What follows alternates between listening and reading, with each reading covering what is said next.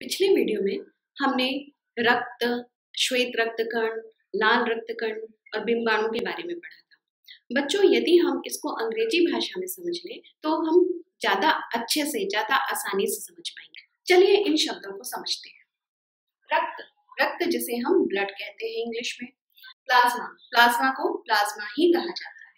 फिर है लाल रक्तकण, लाल रक्तकण को हम कहते हैं रेड ब्लड सेल्स, जिसे आपने सुना होगा डॉक्टरी भाषा में, या जब आप कभी डॉक्टर के यहाँ जाते हैं तो वो बोलते हैं कि आपके उसमें आपके ब्लड में आरबीसी इतना है। ये जो सफेद रक्तकण है उसे व्हाइट ब्लड सेल्स कहा जाता है। इसे हम शॉर्ट फॉर्म में या डॉक्टरी भाषा में बोलेंगे WBC। डॉक्टर हमेशा कहते हैं कि आपके ब्लड में आरबीसी इतना है, WBC इतना है ना।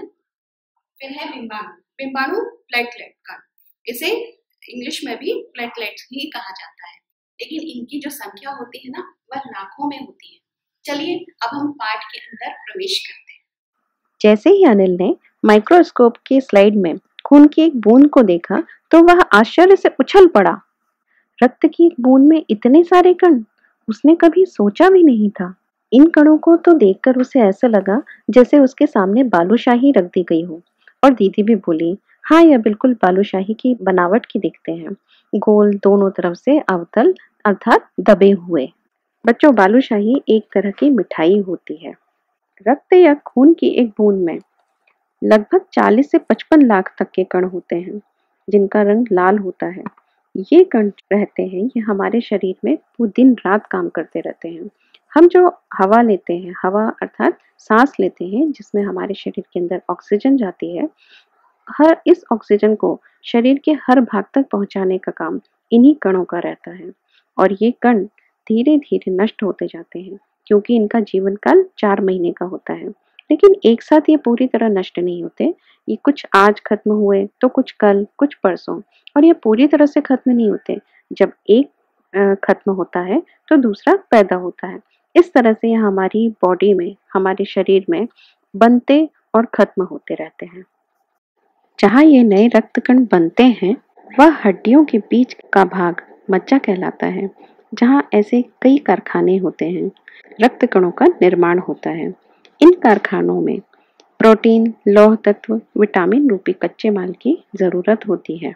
जब हम पौष्टिक आहार लेते हैं अर्थात दूध, फल, सब्जियां, दालें, ये सब लेने से इन कारखानों को कच्चा माल मिल जाता है और ये कारखाने फिर नए रक्तकण बनाना शुरू कर देते हैं। और जब हम पौष्टिक आहार नहीं लेते हैं तो इनको नए कच्चा माल नहीं मिलता है, जिसके कारण ये नए रक्तकण नहीं बना पाते हैं। और जब नए रक्तकण नहीं बनते हैं तो फिर हमारे शरीर में खून की कमी हो जाती है, और खून की कमी होती है तो हम कहते हैं कि हमें एनीमिया हो गया। जब हमारे शरीर में पौष्टिक आहार की कमी होती है तो पेट में कीड़े होने लगते हैं। और पेट में कीड़े क्यों होते हैं? दूषित पानी पीने से। दूषित पानी अर्थात गंदा पानी, और दूषित भोजन करने से। दूषित भोजन अर्थात जब हम कभी बाहर जाते हैं तो हम ऐसी चीजें ले लेते हैं या ऐसी चीजें खा लेते हैं जिसमें मक्खियां बैठी रहती हैं या आजू बाजू गंदगी होती है। जब हम ऐसी चीजें खा लेते हैं तो हमारे शरीर में कई बीमारियां हो जाती हैं। इसीलिए हमें स्वच्छ भोजन और साफ पानी पीना चाहिए। डॉक्टर दीदी ने अनिल को यह भी बताया कि एक किस्म के और भी कीड़े होते हैं, जिनके अनेक अंडे जमीन की ऊपरी सतह पर पाए जाते हैं। इन अंडों से उत्पन्न लार्वे त्वचा के रास्ते शरीर में प्रवेश कर आंतों में अपना घर बना लेते हैं। इनसे बचने का सहज उपाय है कि शौच के लिए हम शौचालय का ही प्रयोग करें और इधर उधर नंगे पैर न घूमें। तो बच्चों, सुना आपने डॉक्टर दीदी ने क्या कहा? यही कहा है कि जब भी आप बाहर जाएं तो बिना शू या स्लीपर के नहीं जाएं, क्योंकि बाहर बहुत सारे ऐसे कीटाणु होते हैं जो हमें दिखते नहीं है, लेकिन हमारे शरीर के अंदर प्रवेश कर जाते हैं और हमें हानि पहुंचाते हैं। अनिल को भी ये बात समझ में आ गई, इसलिए अनिल ने बोला ना कि दीदी आपने बहुत अच्छी बात बताई। आपने एक और बात बताई है ना कि बिंबाणु और श्वेत रक्तकण भी हमारे शरीर में होते हैं, उनका क्या काम है हमारे शरीर में? तब दीदी ने कहा, सफेद कण वास्तव में हमारे शरीर के वीर सिपाही हैं। जब रोगाणु शरीर पर धावा बोलने की कोशिश करते हैं तो सफेद कण उनसे डटकर मुकाबला करते हैं और जहां तक संभव हो पाता है रोगाणु अर्थात कीटाणुओं को भीतर घर के अंदर बसने नहीं देते। घर मतलब शरीर और प्लेटलेट्स, जो यहाँ पे बिंबाणु है उसको हम प्लेटलेट्स कहते हैं। तो प्लेटलेट्स का काम क्या है? जब हमें चोट लग जाती है तो रक्त मतलब खून को जमने में यह मदद करता है। रक्त में जो तरल पदार्थ प्लाज्मा होता है, प्लाज्मा जिसमें कि श्वेत रक्तकण, लाल रक्तकण और प्लेटलेट्स ये तैरते रहते हैं, उस प्लाज्मा में एक विशेष प्रकार का प्रोटीन होता है जो रक्तवाहिका अर्थात नसें, वेसल्स, धमनियां जिसमें हमारा खून पूरे शरीर में दौड़ता है, तो इन वेसल्स की कटी फटी दीवारों में मकड़ी के जाले के समान एक जाला बना देते हैं और प्लेटलेट्स इन जाले से चिपक जाते हैं और इस दीवार पर जो भी दरार आई हुई है उसे भर देते हैं, जिससे हमारा रक्त या खून बहना बंद हो जाता है। कभी कभी घाव तो इतना गहरा हो जाता है कि खून रुकता ही नहीं है, बहता ही चला जाता है। तब ऐसे समय में व्यक्ति को जल्दी से डॉक्टर के पास ले जाना चाहिए। ऐसी स्थिति में उसे टाँके भी लगाने पड़ सकते हैं और जब तक डॉक्टर के पास ना पहुंच जाए तब तक उस चोट के स्थान पर कसकर कपड़ा बांध देना चाहिए। इससे दबाव पड़ने से रक्त बहना कम हो जाता है और व्यक्ति के लिए काफी फायदेमंद सिद्ध होता है। कभी कभी तो व्यक्ति के शरीर से इतना खून बह जाता है कि उसे अतिरिक्त खून की आवश्यकता पड़ती है। इस कारण उसके शरीर में अतिरिक्त खून डाला जाता है, अर्थात उसके शरीर में खून को चढ़ाया जाता है। तो देखा आपने, डॉक्टर दीदी ने बताया जब बहुत अधिक खून बह जाता है तब ऐसी स्थिति भी आती है कि रक्त भी चढ़ाना पड़ता है। तब अनिल ने प्रश्न पूछा कि दीदी, क्या किसी भी व्यक्ति को खून चढ़ाया जा सकता है? तो फिर डॉक्टर दीदी ने कहा, नहीं अनिल, ऐसा नहीं होता।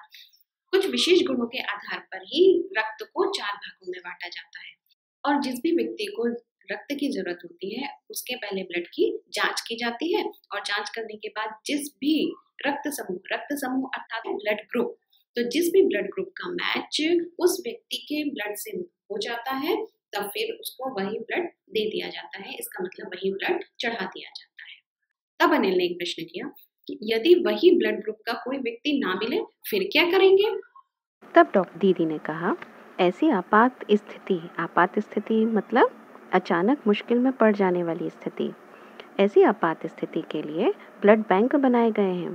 प्रायः हर बड़े अस्पताल में इस तरह के बैंक होते हैं जहां सभी प्रकार के रक्त समूह का रक्त तैयार रखा जाता है। किंतु इन ब्लड बैंक में रक्त का भंडार सुरक्षित रहे, इसके लिए आवश्यक है कि हम समय समय पर रक्तदान करते रहें। तब अनिल ने पूछा, क्या मैं भी रक्तदान कर सकता हूँ? तो दीदी ने कहा, नहीं, अभी तुम छोटे हो। 18 वर्ष से अधिक उम्र के स्वस्थ व्यक्ति ही रक्तदान कर सकते हैं। एक समय में उनसे लगभग 300 मिलीलीटर रक्त ही लिया जाता है। प्रायः यह समझा जाता है कि रक्त से कमजोरी आ जाएगी, किंतु यह बिल्कुल भी सही नहीं है।